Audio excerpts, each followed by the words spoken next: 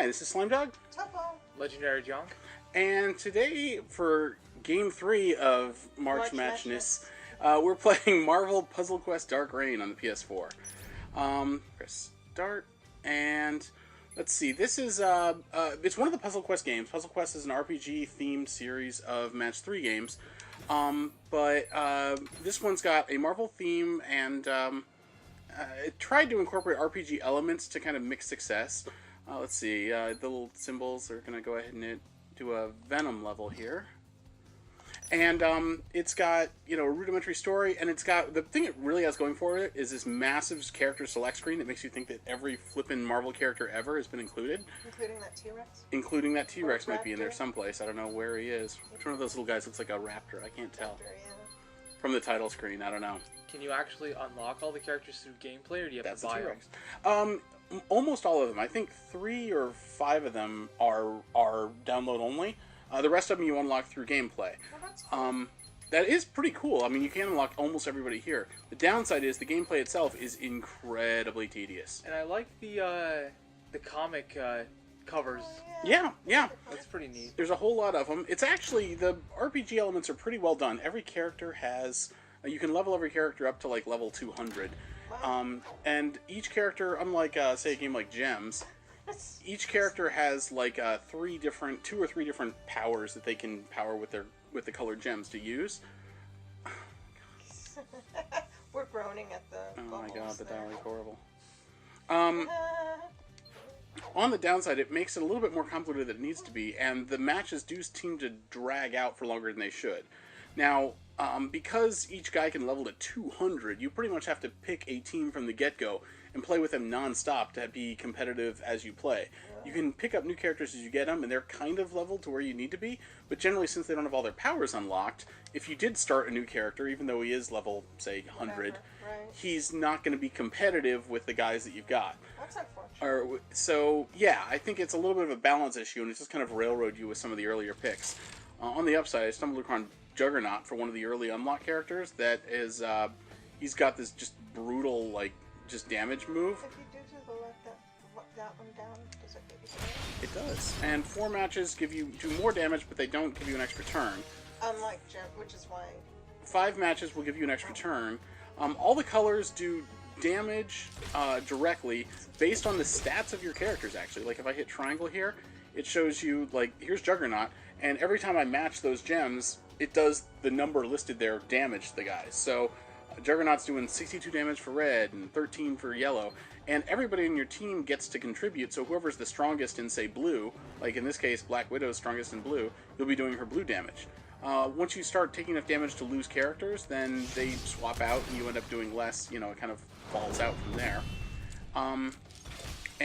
You're playing against CPU guys, or I think there's online multiplayer, which I've never really tried, because actually trying to find a match for this seems like it would, A, take forever, and B, I don't know, it's just not something, I don't think it's going to contribute to the genre very much. But, anyway, the game itself is, it's not the greatest of Match 3s, it's not even the greatest of Puzzle Quest games, honestly. I still prefer the medieval-themed one, the original, which had a stronger story and kind of better RPG elements to it. This one, they streamlined all the wrong stuff. So, like, the powers are still needlessly complicated, and because later on everyone becomes just sort of, like, point sponges as far as life goes, even if you've got powers and leveled up guys, it's going to take forever to clear a match. Some of the powers that they do will put timers on tiles. So if I don't get rid of this yellow tile in the next 2 moves, it's going to blow up and do something bad to me. I haven't been paying a huge amount of attention, so I've got all sorts of moves I could actually do here. Actually, I'm going to switch over. Oh, and you can select, by the way, who you want to attack. Like right now I'm attacking Venom. I'm going to switch over to Ares and beat him up next, because he's got less life and I can probably take him out sooner. So, let's see. We're going to do a power here. That stuns him, so he can't use his specials or collect mana for 2 turns, which is actually pretty huge. And then Storm is going to blow up some gems and do some damage with that. And it also has these the white, when you do the white ones, it lets you sort of draft in single moves from other characters. So, like, I'm going to do this, and it's going to bring in, I think that's like Evil Wolverine. His name's Darkin or something. I don't know, I didn't read the comics too much. Or I didn't read this series of comics, at least. And so you can actually pull in some of the better powers from other characters, even though they're not even playable yet. But once you get it, once you use it, it's gone permanently. But you get like one back every fight, so you might as well keep chewing them up because it's not like you can save them for anything. You cap out at 20 or so. Why does this hold though? Because it's more than 2 moves. I'm not sure. Is it if you move? Oh, because I stunned Ares, so yeah, the timer stopped because I stunned Ares. But he's only stunned for 1 more turn, which means you've got 2 turns to get rid of that spell now. Yeah, but I'm not going to lose any sleep over it because I don't have enough yellows down there to make a difference, so. If you kill him, does it go away? It does. Let's try this. Lightning Strike should blow up some gems and do damage. Everything except... Oh, there it goes. Nope, he's dead. And the yellow went away. Cool. And here's Juggernaut's big move here. Headbutt. This, by the way, Juggernaut seems like the best guy in the game. Pro tip. He's probably not if you've unlocked all 57,000 of them, and especially the DLC characters. But this Headbutt, like, does thousands of points of damage. Does like 3,000. It hurts him for half damage, but because he's got just a boatload of hit points to begin with, that's like the only thing that makes these matches tolerable. Is like the ability for Juggernaut to like one-shot guys.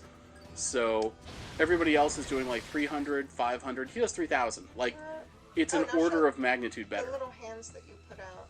Yep, that's the Storm's Hailstorm. I can actually do it again. Things open. The hands, every one of those hands that's left at the end of a turn will do some damage to the guy who's left.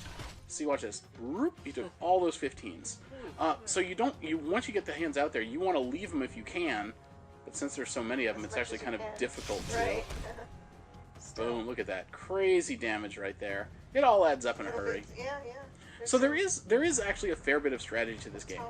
I'll say that, you know, like if you took the time to learn all the characters and get really good at it, there's a lot of depth to be had here. The problem is that the matches just take a lot longer than they should, and a lot of it feels like filler. The story's kind of cool and interesting. It's I believe it's based on the Dark Avengers arc, or I guess the Dark Reign arc from the Avengers comics, and it's not one that's been trotted out for the movies. So it was new to me. Basically, it's sort of they made an evil version of the Avengers that they're fighting, and it's all like kind of other Marvel villains that are done up to look like bad Avengers. Right. At any rate, it's cute. It's cool. The artwork's good. You know, it can feel a bit grindy. Playable, but no, it's not. Is... And it's also not expensive. I got it on sale, and it just cost me a few bucks. So as long as you're not paying whatever $20 retail it's got, you know, you're gonna have a good time with it. But there you go. What do you think? It seems enjoyable. It's unfortunate that if you can open up that character that you really wanted to get, but then, crimes, he's not high enough level to do anything. That is kind of a bummer. I wish they had designed it so that it was easier to like jump in and out of characters. It would make it a whole lot easier to experiment around, try new. I think he's new actually. I'm guessing you just opened those. Well, no. Ordinarily, when you pop a cover, it's not a new character. It's it adds like a level to a power on an existing guy. And since there's so many guys, it's very infrequently that it's a power to the guys that you actually want. Oh, I see. There's also a lot of content. I've been playing for way forever, and there's sort of 6 episodes built into it, and I'm at the tail end of episode 3 now. But that said, you know, it's not bad. It's a fun little game. I enjoy it. What do you think? How's it compare to the original Puzzle Quest? Junk. I didn't play for very long. Oh, okay. But no, like, because the one that I played didn't have like a whole lot of RPG stuff. It was just like match stuff, and you would get like a weapon at the end. Okay. And that was it. So it seems a little more fleshed out as far as concept, Yeah, I think so.